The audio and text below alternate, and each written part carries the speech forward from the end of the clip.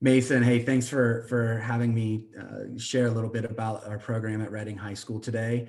I was really lucky to be able to connect with Emily, and I know that the teachers in your certification course saw the website that I built out for the program, and she's on the front cover. And we'll get to Emily here in a minute, but she has some great things to share with you. But I did want to just take a moment to go over why I did it, what the program is, and then, when I did it during my course. So just briefly, I did it because I just felt like that when I went through the career unit, that it was missing something. It was missing a salient experience. It was missing that final connection that students could have with real world experiences, having conversations with people in their career field that were meaningful, that were clearly something that that was more beneficial than something they got from a website. And that personal touch for kids made an impact in the careers that they chose, and with the matriculation path that they chose after high school. I just decided to do it at the end of the career unit as something that they didn't have to do. But obviously I try to motivate it the best I can, or the best I could, to be able to participate in the program. Um, and essentially, when you look at the program, I'm gonna share my screen briefly with you.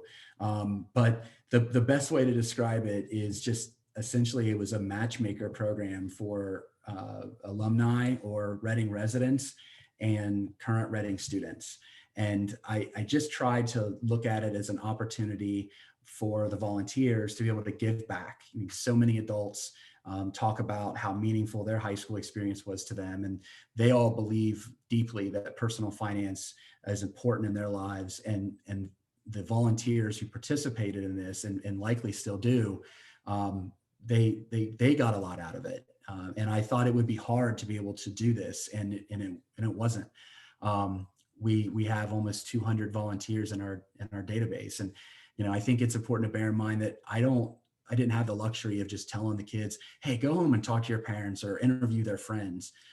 It just wasn't something that was that simple. And I just felt like that by giving them that kind of homework assignment, they weren't going to get out of it what I thought would be meaningful in their lives. So anyhow, when you're looking at the website, just a couple things to bear in mind. This is designed for both volunteers and the students. And you can see here, Emily, we're going to talk to her in a moment. But I was told when I built this out, just to make it really simple, visually pleasing. And so basically, you could click on one button that if you were a resident that wanted to give back. And when you clicked on that button, it gave you, examples of folks who were Reading residents or Reading graduates. And, notice that I try to be really representative of, what America is and what America looks like and all the different career paths. I didn't choose just non-college graduates or just college graduates. I wanted to make sure that I included folks from all different walks of life. So students from all different walks of life felt like that they could find somebody they could connect to. So all the volunteers will do is just literally sign up, and this Google form goes into a database that allows me to, play matchmaker with the kids, because what the kids will do is if they want to participate, they'll just fill out a Google form, and it has a lot of the same data entry points, or I should say, data components, and I just match them up.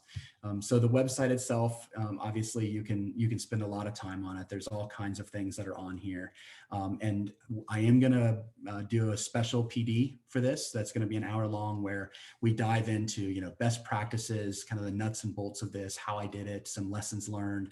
And because I want teachers who are motivated to go above and beyond to do something like this, to have the tools in hand to be able to do it, and have learn some of the lessons that I had to learn doing it on my own. And with all of that said, I felt like that now was a really great time to bring in a student who's was a part of this program. Emily Brandt is here. She is a freshman at The Ohio State University. She is a neuroscience undergraduate major, and she is pre-med. So Emily, thanks for joining today. Yeah, thanks for having me. So I'm actually a first generation college student. So this program really allowed me to have networking opportunities that I couldn't get on my own. And after going through the program that I went through and being able to shadow a cardiologist, I was really able to solidify that I wanted to become a neuroscience major and be pre med. And it also just allowed me to see a bunch of cool things that I really didn't have the opportunity to do like alone.